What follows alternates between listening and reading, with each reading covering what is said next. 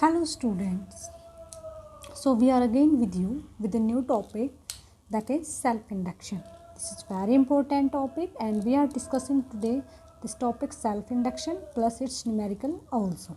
Okay. So students, here this is our class plus 2 physics and our chapter is chapter 6 according to NCERT electromagnetic induction and this is unit 4. So what is self-induction? So students, हमने क्या किया, हमने consider करा एक current source, ठीक है, हमने एक करंट सोर्स लिया और एक हमने कोयल कंसिडर कर ली, ठीक है। जब इस कोयल में से हमने जो एक करंट सोर्स लिया है, ये करंट वेरी हो रहा है विद रिस्पेक्ट टू टाइम। जो हमने एक करंट लिया है ये क्या कर रहा है, टाइम के रिस्पेक्ट में चेंज हो रहा है कंटिन्यू। तो हमने मान लो एसी सोर्स ले लिया यहाँ से, तो टाइम के हिसाब से एसी सोर्स चेंज होता रहता है। तो आप ये बताइए, जब करंट में चेंज आएगा, जब करंट इसमें से फ्लो करेगा, ठीक है, करंट फ्लो करेगा तो आप देखिएगा यहाँ पे क्या हो जाएगा, मैग्नेटिक फील्ड में चेंज आएगा। बिकॉज आपको पता है किसी भी करंट कैरिंग कोयल में जब करंट फ्लो करता है तो वहाँ पे मैग्नेटिक फील्ड प्रोड्यूस हो जाता है। तो अगर आई में चेंज आ रहा है तो बी में भी चेंज आ रहा है, क्लियर, ठीक है। आई में चेंज हो रहा है विद रिस्पेक्ट टू टाइम, तो उसके मैग्नेटिक फील्ड में भी चेंज हो रहा है विद रिस्पेक्ट टू टाइम। अब आपको पता है जो अगर मैग्नेटिक फील्ड में चेंज आ रहा है, ठीक है, तो बी क्या होता है, किस पे डिपेंड करता है, मैग्नेटिक फ्लक्स पे। अगर आई में चेंज हुआ तो मैग्नेटिक फील्ड में चेंज होगा, और मैग्नेटिक फील्ड में चेंज हो रहा है तो उसके फ्लक्स में चेंज होगा। आई बात समझ में? ओके, तो यहाँ पे फ्लक्स भी क्या हो जाएगा, with respect to time change हो जाएगा, क्लियर। सेल्फ इंडक्शन का एक और नेम भी है क्या, इनर्शिया ऑफ इलेक्ट्रिसिटी। जैसे कि आपने पढ़ा है इनर्शिया, जब हमने न्यूटन लॉज ऑफ मोशन करते थे 11th क्लास में, तो वहाँ पे इनर्शिया ऑफ मास आपने पढ़ा है। वो क्या करता था कि उसके अंदर जो भी चेंज होता था उस चेंज को अपोज करता था, ठीक है बेटा। सो इनर्शिया ऑफ इलेक्ट्रिसिटी का ही हम सेल्फ इंडक्शन बोलते हैं, मतलब खुद में होने वाले चेंज को वो अपोज करे। बात समझ में आ रही है, what I am saying to you. ये क्या करता है, खुद में जो इसमें चेंज हो रहा है, अब देखिए इसमें करंट प्रोड्यूस हो रहा है, करंट की वजह से इसका बीट चेंज हो रहा है, और बीट चेंज होने की वजह से इसके फ्लक्स में चेंज आ रहा है। तो जो ये कोयल है इसके अंदर, ये कोयल क्या करती है, कोयल सेल्फ प्रोड्यूस ईएमएफ, ये खुद का एक ईएमएफ प्रोड्यूस कर देती है, ठीक है, या अपना करंट प्रोड्यूस करती है to oppose magnetic flux change with respect to time, इसको अपोज करने के लिए, क्लियर।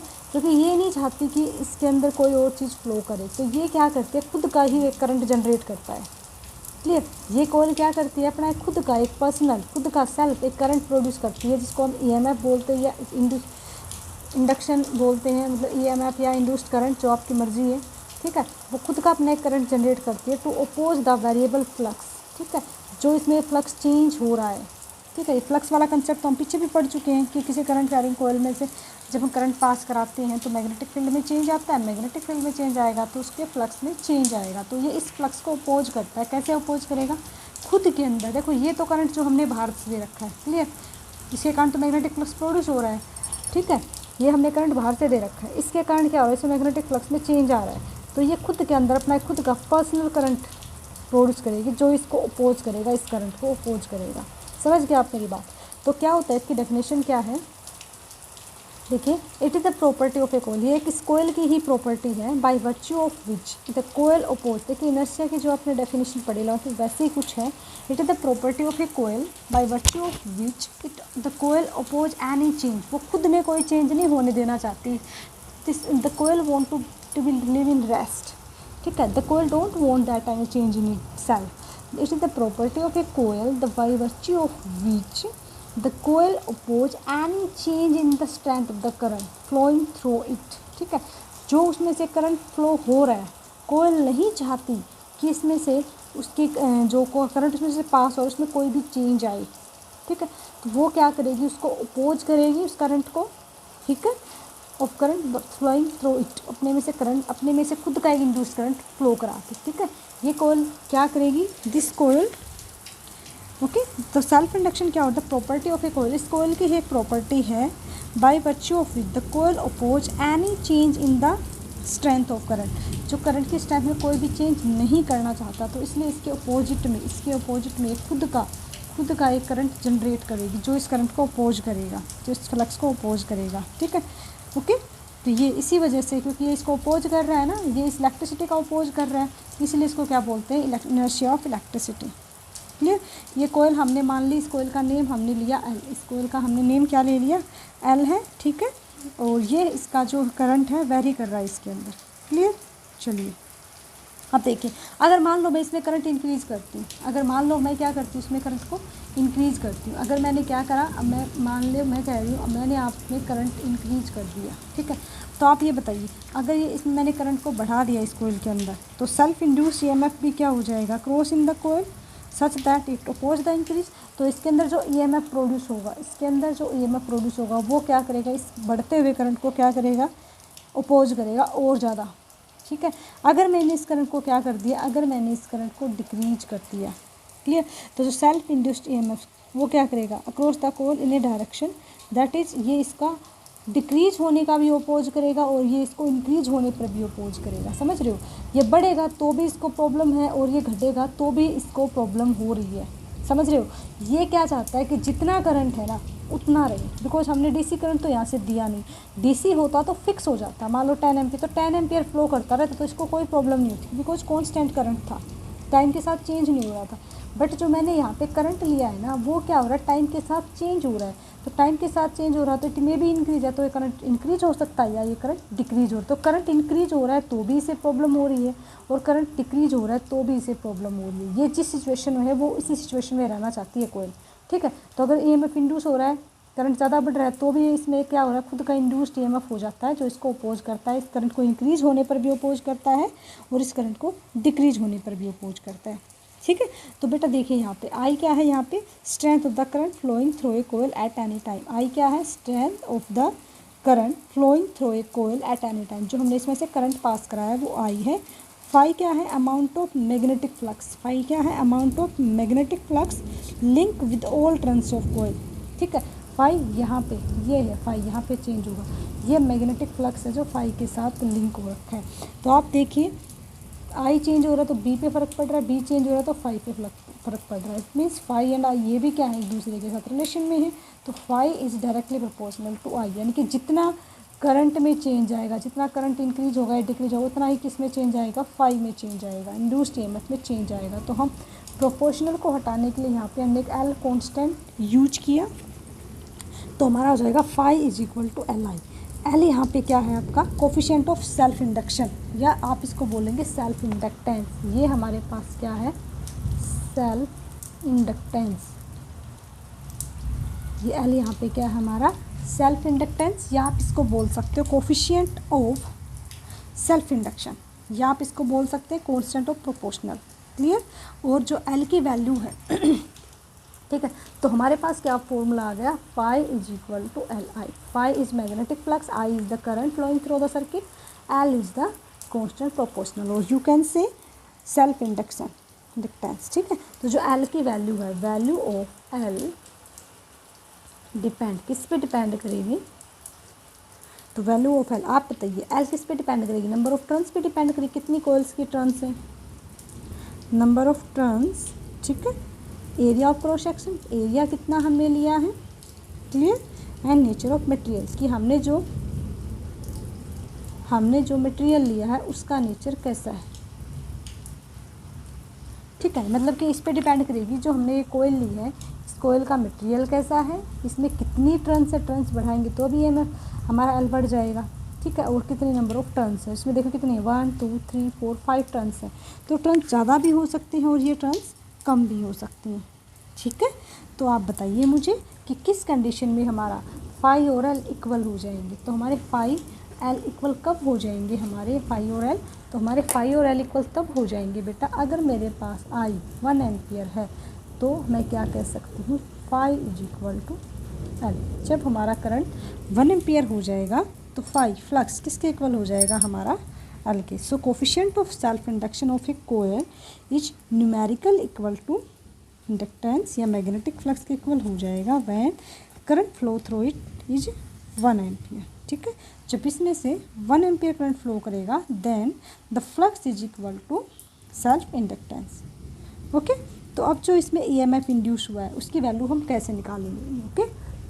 तो हमें कैसे पता चलेगा कि इस कोयल में कितना ईएमएफ इंड्यूस्ड हुआ, तो ईएमएफ निकालने के लिए हम किसका यूज़ करेंगे, तो वी नो दैट ईएमएफ के लिए हम किसका यूज़ करते हैं, फ्राडे सेकंड लॉ। फ्राडे सेकंड लॉ हमें क्या सिखाती है, ईएमएफ फाइंड आउट करना सिखाती है कि किसी भी कोयल में जब मैग्नेटिक फ्लक्स चेंज होता है तो कितना ईएमएफ इंड्यूस होता है, ठीक है। तो according to Faraday second law of EMI we know that E is equal to minus d/dt, ठीक है। फाई की वैल्यू क्या है, minus d/dt is equal to Li। यहाँ पे अपने इसकी वैल्यू को पुट कर दिया है। चलिए फिर हम क्या करेंगे, L कांस्टेंट है बाहर ले लेते हैं इसको, ये हो जाएगा minus L/di/dt is equal to है। तो इतना क्या हो जाएगा, इसमें ईएमएफ प्रोड्यूस होगा, ठीक है। कितना ईएमएफ जो वो अपोज करेगी कोयल उसको, इतने ईएमएफ के साथ अपोज करेगी, कितने ईएमएफ के साथ अपोज करेगी, माइनस L/di/dt, ठीक है। चलिए अब ये देखिए आप di/dt। अब देखिए बेटा, अब ये क्या कह रहा है कि अगर मान लो ईएमएफ हमारा L के इक्वल कब हो जाएगा, ये इसके इक्वल कब होगा, तो अगर आपका di/dt यानी कि करंट पर यूनिट टाइम, ठीक है, ये कितना हो जाए, 1 हो जाए, कितना हो जाए, 1 हो जाए, ये अपना 1 हो जाए तो ई एल के इक्वल हो जाएगा। तो हम क्या कह सकते हैं, जो कोफिशिएंट ऑफ सेल्फ इंडक्टेंस है इज इक्वल टू ईएमएफ, जो कोफिशिएंट ऑफ सेल्फ इंडक्टेंस है वो ईएमएफ के इक्वल हो जाएगा, कब हो जाएगा, वह rate of change of current is 1। देखिए जब नीचे टी लगता है तो क्या बोलते हैं, रेट ऑफ चेंज ऑफ, तो आप इसको क्या बोलोगे, rate of change of current, ठीक है। जब rate of change of current 1 हो जाएगा तब हम कहेंगे कि self inductance is equal to EMF, ठीक है। तो ये ईएमएफ के इक्वल कब होएगा, जब रेट ऑफ चेंज ऑफ 1 होगा, और ये अपना फाई के इक्वल कब होगा, जब सिंपल करंट 1 एम्पियर होगा। चलिए ये कैसी क्वांटिटी है आप ये भी पता लगाइए, ये हमारी क्या है, एक स्केलर क्वांटिटी है, ठीक है। इंडक्टेंस एल, इंडक्टेंस हमारी कैसी क्वांटिटी है, स्केलर क्वांटिटी है, इसके बारे में पढ़ लेते हैं। ये हमारी एक स्केलर क्वांटिटी है, इसकी यूनिट क्या है आपकी, हेनरी, इसकी यूनिट क्या है आपकी, हेनरी, ठीक है। और 1 हेनरी क्या होता है, काफ़ी बार पूछा जाता है आपसे 1 हेनरी, सो इसको हम एच से रिप्रेजेंट करते हैं। तो 1 हेनरी क्या होगा, 1 हेनरी इज इक्वल टू, देखिए एल क्या होता है अपना, फाई क्या होता है, एल अपॉन आई, तो आई एल क्या हो जाएगा, फाई अपॉन आई, ठीक है। तो एल क्या हो जाएगा, फाई अपॉन आई हो जाएगा। सो 1 हेनरी कब होगा आप बताइएगा, 1 हेनरी कब होगा, जब हमारा फाई 1 वेबर हो जाए और करंट कितना हो जाए, 1 एम्पियर हो जाए। अगर फाई अपना 1 वेबर हो जाए और करंट 1 एम्पियर हो जाए तब हमें किसकी वैल्यू निकाल सकते हैं, 1 वेबर। तो हम क्या कह सकते हैं, 1 henry is equal to 1 weber upon 1 ampere, ठीक है। तो 1 हेनरी की अगर आपसे डेफिनेशन पूछी जाए, काफ़ी इंपॉर्टेंट है, तो we can say that self inductance of a coil is said to be 1 henry when a current change at the rate of 1 ampere, current 1 ampere पे चेंज हो per second, and through and EMF induced is, जितना EMF induced हो रहा है वो कितना हो आपका 1 वेबर, ठीक है, 1 फ्लक्स इतना चेंज होगा, ठीक है बेटा जी।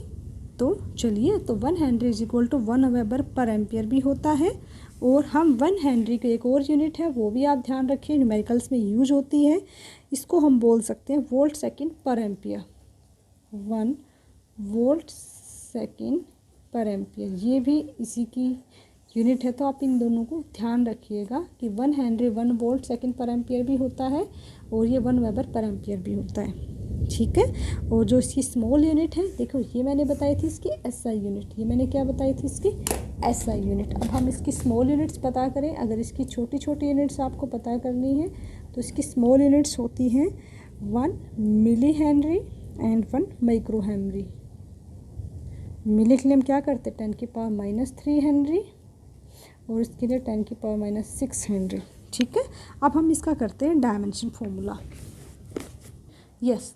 तो dimension formula of L is हम फाइंड आउट करेंगे, तो एल क्या होता है, ई di/dt, ठीक है। ओ हाँ जी ओके, तो इसको हम सोल्व करते हैं, 1 मिनट बेटा, शायद यस बेटा, देखिए थोड़ा सा कन्फ्यूजन हो गया था। देखिए हमें पता है ई क्या होता है, एल di/dt होता है, तो यहाँ से एल क्या निकल जाएगा, ई dt/di। तो डायमेंशन फॉर्मूला हमें निकालना है, तो हम क्या करेंगे, इन सब की वैल्यू पुट कर देंगे, एंड वी नो दैट ई क्या होता है अपना एक तरीके का ईएमएफ होता है, और उसका फॉर्मूला क्या होता है, हमने टेंथ क्लास में, ट्वेल्थ में भी करा है, V is equal to W/Q। ठीक है, तो हम इसका फॉर्मूला यहाँ यूज़ करेंगे, तो इसकी जगह हम क्या पुट करेंगे, W/Q इंटू dt/di। ठीक है, सो वर्क का अपना डायमेंशन फॉर्मूला क्या होता है, ml/2t-2। ठीक है, चार्ज का क्या हो जाएगा, क्योंकि I क्या होता है, Q/T, तो Q क्या हो जाएगा, I इंटू टी। ठीक है, तो इसका क्या हो जाएगा, AT मल्टीप्लाई dt का क्या हो जाएगा T, और di का क्या, I क्या होता है Q/T। ठीक है, तो I का क्या हो जाएगा, तो हमें पता ही है एम्पियर होता है, अगर कुछ कट रहा है तो काट दीजिएगा, T से T कट जाएगा। ठीक है, तो ये आपके आ जाएगा ml/2t-2 और ऊपर चला जाएगा a-2। ठीक है, ये हमारा पास क्या आ गया, L का डायमेंशन फॉर्मूला। क्या आ गया आपके पास, L का डायमेंशन फॉर्मूला। ठीक है, तो आपको समझ आ गया सारा काफ़ी अच्छे से। ओके बेटा, चलिए अब हम इसका एक न्यूमेरिकल प्रैक्टिस कर लेते हैं। हाँ जी बेटा, सो एक न्यूमेरिकल हम ट्राई कर लेते हैं। Numerical is saying to us what EMF will be induced in a 10 henry inductor. ठीक है, हमसे पूछा गया है, EMF पूछा गया है, इंडक्टर में 10 हेनरी हमारे पास क्या है, सेल्फ इंडक्टेंस दिया हुआ है, that is L is given to us, in which current हमारा चेंज हो रहा है 10 to 7 एम्पियर, क्योंकि करंट चेंज होता है। देखिए बेटा, ये आप ध्यान रखिएगा, self induction occur only when current is change, ये बात ध्यान रखिए। अगर करंट कांस्टेंट है तो L हमारा 0 हो जाएगा, कंटिन्यू करंट चेंज कर रहा है तभी हमारा सेल्फ इंडक्शन वहाँ पे वर्क कर रहा है। Okay, in which current changing from 10 to 7 ampere in 9 × 10⁻² second, ये हमारा टाइम है। हमें क्या निकालना है बेटा, हमें E फाइंड आउट करना है। L is given to us 10 Henry.